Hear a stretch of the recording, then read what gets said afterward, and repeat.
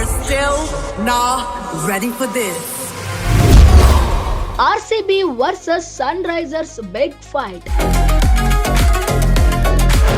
ಟೂರ್ನಿಯ ಉದ್ಘಾಟನಾ ಪಂದ್ಯದಲ್ಲಿ ಬೃಹತ್ ಮೊತ್ತ ದಾಖಲಾಗುವ ನಿರೀಕ್ಷೆ ಇದೆ.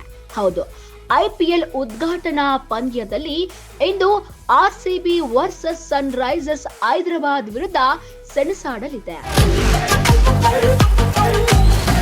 ತಂಡ ತವರಿನ ಚಿನ್ನಸ್ವಾಮಿ ಕ್ರೀಡಾಂಗಣದಲ್ಲಿ ಶುಭಾರಂಭದ ವಿಶ್ವಾಸದೊಂದಿಗೆ ಕಣಕ್ಕಿಳಿಯಲಿದೆ. RCB ಹೆಚ್ಚು ಕಡಿಮೆ ಕಳೆದ ಬಾರಿಯ ತಂಡವನ್ನೇ ಉಳಿಸಿಕೊಂಡಿದೆ. ಆದರೆ ಗಾಯಾಳು ಹೆಜಲ್ವುಡ್ ಅನುಪಸ್ಥಿತಿ ತಂಡವನ್ನು ಕಾಡಬಹುದು.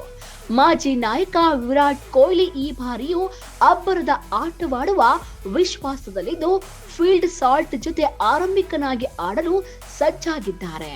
ವೆಂಕಟೇಶ್ ಅಯ್ಯರ್, ರಜತ್, ಜಿತೇಶ್, ಕೃಣಾಲ್ ಜೊತೆ ಏಳಿ ಮಾಡಿಸಿದಂತಿರುವ ಟೀಮ್ ಡೇವಿಡ್, ರೊಮಾರಿಯೋ, ಶೆಫರ್ಡ್ ತಂಡಕ್ಕೆ ಆಧಾರ ಸ್ತಂಭ.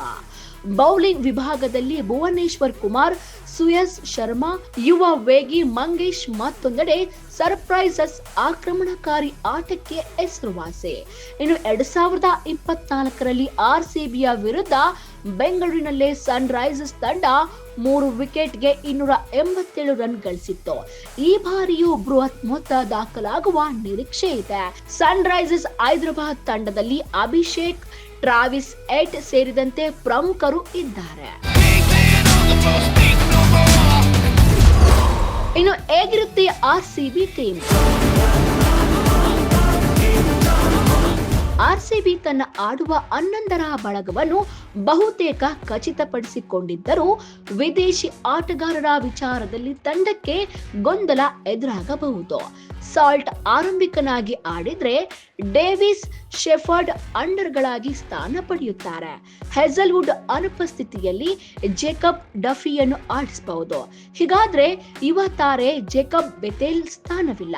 ಬೆಥೇಲ್ರನ್ನು ಆಡಿಸಬೇಕಿದ್ದರೆ ಸಾರನ್ನು ಹೊರಗಿಡಬೇಕಾಗುತ್ತದೆ ಅಥವಾ ಅರಾಯಕ ಪಂದ್ಯಗಳಲ್ಲಿ ಡಫಿ ಹೊರಗಿಟ್ಟು ಭಾರತೀಯ ವೇಗಿಗೆ ಅವಕಾಶ ನೀಡಬೇಕಾಗುತ್ತದೆ.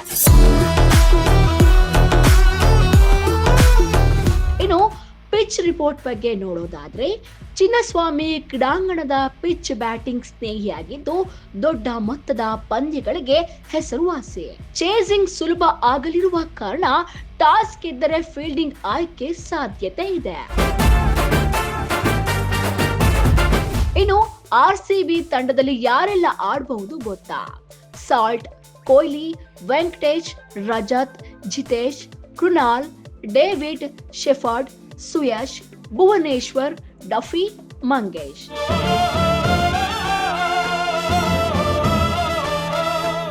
ಅದೇ ರೀತಿಯಾಗಿ ಸನ್ರೈಸರ್ಸ್ ಹೈದರಾಬಾದ್ ತಂಡದಲ್ಲಿ ಯಾರೆಲ್ಲ ಆಡಬಹುದು?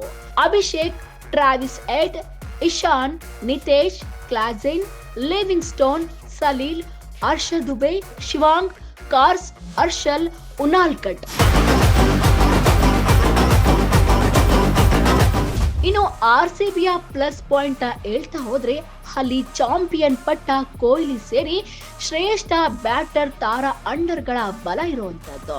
ಇನ್ನು ಮೈನಸ್ ಪಾಯಿಂಟ್ ಹೇಳ್ತಾ ಹೋದ್ರೆ ಹೆಜಲ್ವುಡ್ ತಂಡದಲ್ಲಿಲ್ಲ ಅನ್ನೋದು ಒಂದು ಕತೆ. ಆದ್ರೆ ಮಧ್ಯಮ ಕ್ರಮಾಂಕದ ಬ್ಯಾಟರ್ಗಳಿಂದ ಅಸ್ಥಿರ ಆಟ ಆಗುವಂತದ್ದು.